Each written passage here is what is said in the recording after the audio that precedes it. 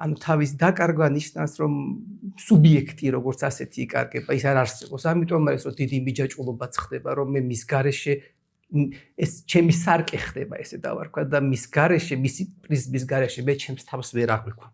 ეს ნიშნავს, რომ აქამდეც მე მქონდა ეს გარკვეული პრობლემა და ვეძებდი ვიღაცას, ვინც ჩემს ნარცისულ ნაწილს, ესე ვთქვა, დააკმაყოფილებდა მის სარკის, ის იქნებოდა ჩემი სარკე. აი, ეხლა მაქედან გამომდინარე, რაც შენ თქვი, პირველ რიგში ალბათ მნიშვნელოვანია იპოვო საკუთარი თავი, რომ როგორც თავში აღნიშნე, სიყვარულის განც და ადამიანის ძიება მოდის ჩვენგან.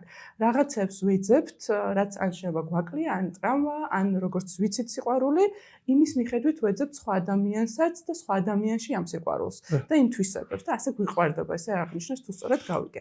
შესაბამისად, ეხლა თქვი, რომ აუცილებელია საკუთარი ესე გავიგე, ყოველ შემთხვევაში საკუთარი თავის პოვნა. ანუ რეალურად სანამ რაღაცა ურთიერთობაში შევალთ, მნიშვნელოვანია რომ საკუთარ თავს ვიცნობდეთ და საკუთარი თავი ვიპოვოთ. უფრო დავაზუსტებდი, უფრო ზუსტად ვიტყოდი, რომ როცა შევდივარ ურთიერთობაში, განსაკუთრებით სასიყვარულო ურთიერთობაში, არ უნდა მქონდეს არ უნდა მოხდეს იმ იდეალების მიწირა, რაც მეორე ადამიანი ობიექტურ რეალობაში არ არის.